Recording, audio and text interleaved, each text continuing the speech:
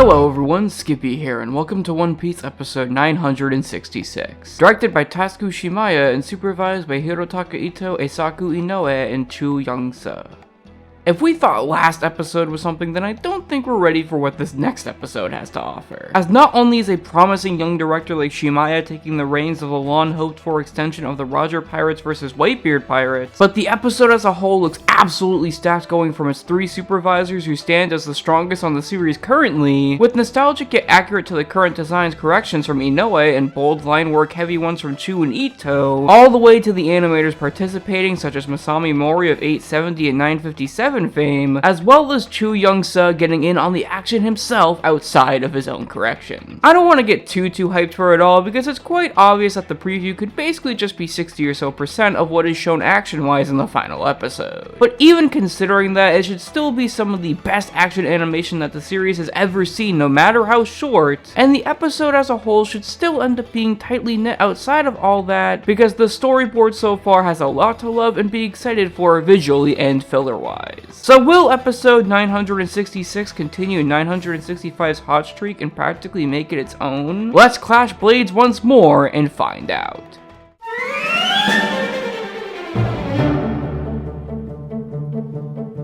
This episode covers pages 5 through 14 of chapter 966, and while the series of events is more or less the same as the manga, everyone on board still sees when there's room for expansion and not just the hype parts of the episode, with the battle between the Roger Pirates and the Whitebeard Pirates being massively extended to the point where they actually show the battle, but also in the more low-key and slice-of-life feeling scenes where instead of wreaking havoc on some no-name island, Oden, Scopper, Shanks, and Buggy actually go to Jaya of all places to stock up on some food, with Oden gathering ingredients for Oden and beating up some bad dudes after they attempt to kill him, which all culminates in all three of them and the rest of Roger's crew learning to accept Oden and how cool he is after being so skeptical of him, especially when he finally gets the chance to make the Oden that he wanted to make for the crew soon after. We all know that the manga jumps around at a lot of several places in Wano, and this instance of it was certainly the brunt of it in a lot of ways for such legendary content. So I'm extremely glad that not only are we given the chance to really dive deep as much as a production like One Piece could into such a colossal fight, but also the chance to see why Roger's crew was so quickly accepting of Oden and his samurai antics in a wholesome way, instead of just implying that something forced their views in a different direction. Complete with very solid OST choices from Shimaya that once again includes a Stampede track, as well as fairly good direction as far as overall ambience and voice direction is concerned, I'd say that I'm pretty damn pleased with the adaptation on display here, as it pretty much met my expectations.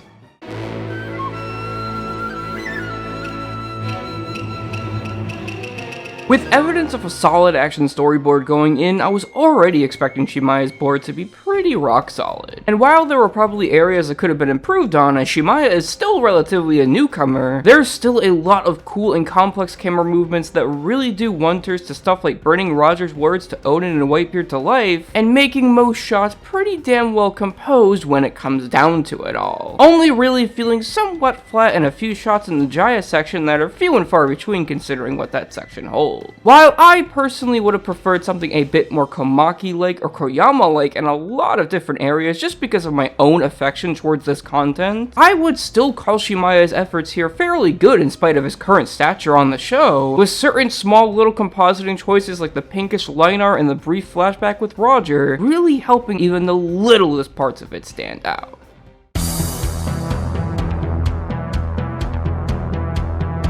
Not only does Hirotaka Ito manage to really pepper the A part of the episode with more of his art than most of his other episodes have, which really helps you get a good look at his awesome and visceral angular yet 3D style that I love so much, but Eisaku Inoue also manages to bring a couple of pretty darn solid corrections of his own to the table, even if he's not performing on 957 levels. And surprise third supervisor Chu Young-seo also makes a very small mark art-wise, but still a big one all things considered, with his polished and on-model yet line work centric corrections which everyone and their mother adores, leading perfectly into his own animation for a continuation of Roger vs Whitebeard that depicts the real zeal of their clashes and fighting through snappy yet smooth powerful timing that's backed up very well by his friend Jun Won-tan taking care of the surrounding effects once again, smoothly then transitioning into the absolutely insane work put on display by Masami Mori that we quite humorously saw most of in the preview, that still ends up being some of the strongest and most craziest action that the series has ever been graced with, through effortless layouts that are packed to the brim with absurd background animation and such lifelike movements that add so much finesse to every major movement, particularly with Rayleigh's sword swings. All being capped off with a short but extremely snappy and weighty cut from current industry star Takeshi Maenami in his first appearance outside of an opening in eye catches since 915, that portrays just as much force and sheer power as Chu's earlier work in the episode, but in Maenami's own Kaneda-style inspired ways for Roger and Whitebeard's final clash. And if you thought that all the highlights simply ended there, then you'd be mistaken, as far later in the mostly conservative B part of the episode, we get a surprising bit of character acting from my good friend Jackie Swaki, who made his debut on the anime as a whole as a second KA for Chu's work back in Kaido vs. Big Mom, making his first KA debut by peppering Oden and Shank's movement with not only his trademark loose line work, but also some incredibly Onashi-inspired movement that pours an exceptional amount of life into it all, with some sick-ass impact frames and a lovely explosion in smoke helping it all kick off, and leaving 966 with one hell of a final Sakuga scene as someone who adores character acting. While a lot of this episode almost leaves me wanting more from it, as everything that was on display here was just so sick and fun that it feels slightly blue-balling to have it be so short, all of it comes together despite the length to really help coat 966 in a series of highlights and not just the animation department to bring forth a very, very solid episode that not only shows just how much production assistant Hayato Tokito loves this content and One Piece in general, but also just how far the anime has really come. And while next week's episode 967 is definitely looking like almost the opposite of that in terms of staff, I still have a lot of hope for it. Kenji Yokoyama is certainly one of the best ADs on the show, no doubt, but Masahiro Hosoda hasn't really been performing to the best of his ability in a lot of different episodes this arc, which really has me scared for him touching practically sacred content like this. But from what little we can see in the preview, everything doesn't look too bad despite what my preconceived notions are, and I'm already getting emotional just seeing Tom in a bit of Water 7 again. Maybe we'll end up being greatly surprised when we glue our eyes back to this continuously awesome flashback in less than 7 days. Anyways guys, that's it for now. I'm Skippy, and Mori's Marco is seriously just one step away from being Saitama.